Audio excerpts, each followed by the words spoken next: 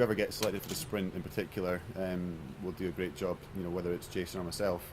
And there's no point in worrying about it. It's out with your control. All you can do is train hard. So, it's kind of, in the past, even when a team is selected, things can change at the very last minute, particularly with the team sprint in previous games. So we're used to that. That's kind of how we do it. Even if you're selected, you're not necessarily selected because you could get ill, you could get injured, you could have a drop off in form.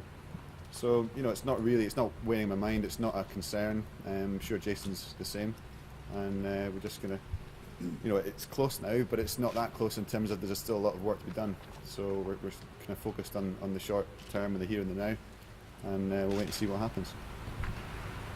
Do you know when you will know? It could be quite, it could be as late as 48 hours before. I imagine we'll know ourselves closer than that because your training does vary slightly from event to event. But, at the moment, literally, the training we're doing wouldn't change. We're still stuck in the same plan that we had for, the last few months. And we'll wait and see. It's a nice situation to be in because I think whoever does the job will do a very good one. It's tough for the individual that's left out, obviously. But the aim of the team is to do the best that team can do. It's not about individual ambitions or targets. It's about the overall team medal count. Chris, I believe you've spoken now about supporting the BOA ban for people who use the drug. Are you comfortable with David Miller's return? I'm comfortable with whoever is selected because they're eligible for the team, and it's never been about individuals or one-off athletes that I've had an issue with. To me, it's been more about the future and about having a meaningful deterrent against people thinking about taking drugs. It's not about an individual going to be part of this team. I'll 100% be standing by whoever is part of this team because they're eligible. But for me, it's more about just somebody somewhere could be sitting right now thinking about Rio as a target, and they could think, well, it's a risk worth taking because they could be test positive, come back in and compete again. So that was always my standpoint. It's separate to talking about people who are going to be selected for this team. You support the longer ban to include the Swan Olympics?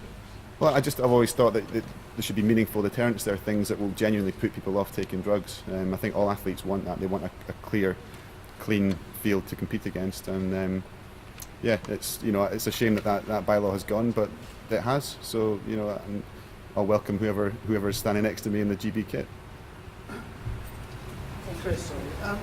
Do you thought when you're actually competing against people in the Olympics, what do you think that at least some of your competitors, would you suspect some of your competitors would be taking drugs? You don't think about it at all. You don't worry about that because it's a distraction. Obviously, statistically, people in the past have tested positive, and therefore people we've raced against in the past have been on drugs. But it's a waste of your energy thinking about it. And I know that I've beaten everybody clean before. Therefore, if you can do it clean, you don't have to worry about anybody else trying to cheat their way to the top. Chris, was there any time in the last 4 years you ever doubted you'd be here in gold medal contention at the age of 36? There's highs and lows in sport all the time. There's times when you doubt yourself, and I think that's what pushes you on. It's these questions that, for me anyway, it's the questions of can I do it that inspire me to keep working hard and to keep aiming for new challenges. So I don't know if there's times ever. I certainly never gave up on the thought of being at these Olympics. There's times when it gets tough, but I think you have to have belief in yourself and belief in your support staff around you, the crew, the coaching staff, everybody that's there to help you. And the one thing I try to do is enjoy it. The last 4 years, it's been it seems like a long time coming up until now, and we're finally here, and it's just really exciting. I'm very proud to be part of this team, and it really is, I believe the strongest team we've had, very, very excited by the prospect. Chris, you just said it's the strongest team we've had. Just because of the way the rules have changed, it's going to be impossible, I think, to get as many medals as last time. Can the track get as many gold medals as last time? Well, if you look at every single event, you certainly wouldn't bet against a GB gold medal in any of the events. It's possible in every single event, but it's the chances of doing it in 10 events out of 10 are very slim, but it's not impossible. And I think that if you looked at it's the same situation we were in before Beijing. There were a number of events that you said, well, we've got a very good chance of winning these, but you just don't know. It's sport. There's nothing assured. Anything could go right or go wrong on the day.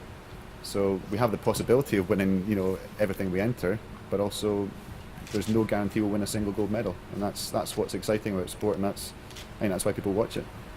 Chris, the team sprint has been work in progress for a couple of years. You've just come off a big block in Germany. Is the signs at this late stage that it's beginning to come together in a meaningful way? We're quite excited about the team sprint. I think that's one event where there's maybe less expectation from the outside world, but I think from our perspective we're very happy with where we are. Philip in particular, he's a young, talented individual who's really coming through the ranks quickly, and he showed he can perform under pressure at the World Championships. He did a personal best there, and it's there is a feeling of a little bit like the previous Olympics in Beijing, that feeling of coming to form when it counts. And again, like I just stated, you can't make any predictions. You can't predict number of gold medals or outcome, but all we know is we'll definitely be the best team that we've had since Beijing. And if we're better than the team that was in Beijing, then we'll be world record holders and gold medalists.